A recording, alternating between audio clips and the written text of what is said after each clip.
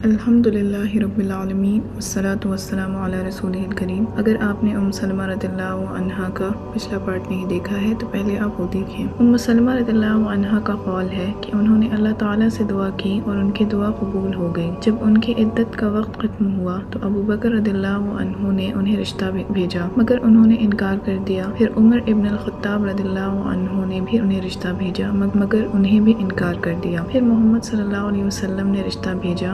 انہوں نے انہیں بتایا کہ اس رشتے کے حوالے سے انہیں 3 تحفظات ہیں۔ پہلا یہ کہ وہ گرم مزاج ہیں، دوسرا کہ وہ ایک بزرگ خاتون ہیں، اور تیسرا یہ کہ ان کی بہت سی اولاد ہیں۔ محمد صلی اللہ علیہ وسلم نے جواب دیا کہ وہ اللہ سبحانہ وتعالی سے دعا کریں گے اور اللہ کی مرضی ہوئی تو ان کا مزاج نرم ہو جائے گا، اور جہاں تک عمر کی بات ہے تو وہ خود بھی ایک بزرگ شخص ہیں، اور جہاں تک بچوں کی بات ہے تو یہی ایک خاص وجہ ہے جس کی وجہ سے انہیں یہ رشتہ بھیجا ہے۔ وہ ان کے سرپرست بننا چاہتے ہیں اور ذمہ داری بانٹنا چاہتے ہیں۔ وہ لکھتی ہیں کہ محمد صلی اللہ علیہ وسلم کے اس جواب سے انہیں بہت خوشی حاصل ہوئی اور اس طرح انہیں محمد صلی اللہ علیہ وسلم کے گھر کا حصہ بننے کا شرف حاصل ہوا۔ بس اللہ نے ان کی اور ابو سلمہ رضی اللہ عنہ کی دعا قبول کی اور ان کی محمد صلی اللہ علیہ وسلم سے شادی شوال کے مہینے میں ہجرت کے 4 سال بعد ہوئی۔ عائشہ رضی اللہ عنہا سے روایت ہے کہ محمد صلی اللہ علیہ وسلم کی عادت تھی کہ وہ عصر کی نماز کے بعد ہر بیوی کی طرف چکر لگاتے تھے۔ وہ ان کا حال چال لیتے اور ان کی ضرورتوں کا پوچھتے۔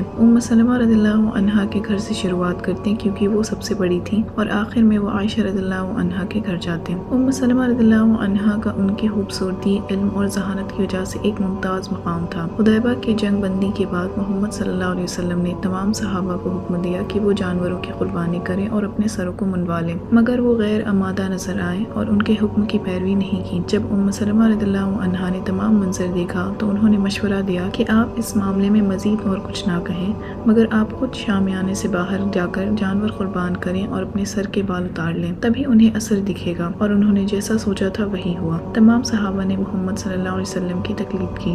سلمہ رضی اللہ عنہا ایک نہایت ہوشیار اور عقل مند خاتون تھیں۔ وہ تعلیم یافتہ تھیں اور ضرورت مندوں اور غریبوں کی خیر خواہ۔ اللہ کی بہت سی آیتیں نازل ہوئی جب محمد صلی اللہ علیہ وسلم ان کے گھر تھے۔ مثال کے طور پر سورہ الاحزاب کی 33ویں آیت، اللہ تو یہی چاہتا ہے اے نبی کے گھر والوں کہ تم سے ہر ناپاک دور فرما دے اور تمہیں پاک کر کے خوب ستھرا کر دے۔ سورہ توبہ کی بھی کچھ آیتیں نازل ہوئی جب وہ ان کے ساتھ تھے۔ مثال کے طور پہ، اور کچھ دوسرے لوگ جنہوں نے اپنے گناہوں کا اقرار کیا تو انہوں نے ایک اچھا عمل اور دوسرا برا عمل ملا دیا، عنقریب اللہ ان کی توبہ قبول فرمائے گا، بے شک اللہ بخشنے والا مہربان ہے۔ آج کا یہ پارٹ یہیں ختم ہوتا ہے، پھر انشاءاللہ اگلے پارٹ کے ساتھ ہم ضرور حاضر ہوں گے۔ تب تک کے لیے آپ پارٹ 20 کی پچھلی ویڈیو ضرور دیکھیں۔ السلام علیکم ورحمۃ اللہ وبرکاتہ۔ جزاک اللہ خیرا۔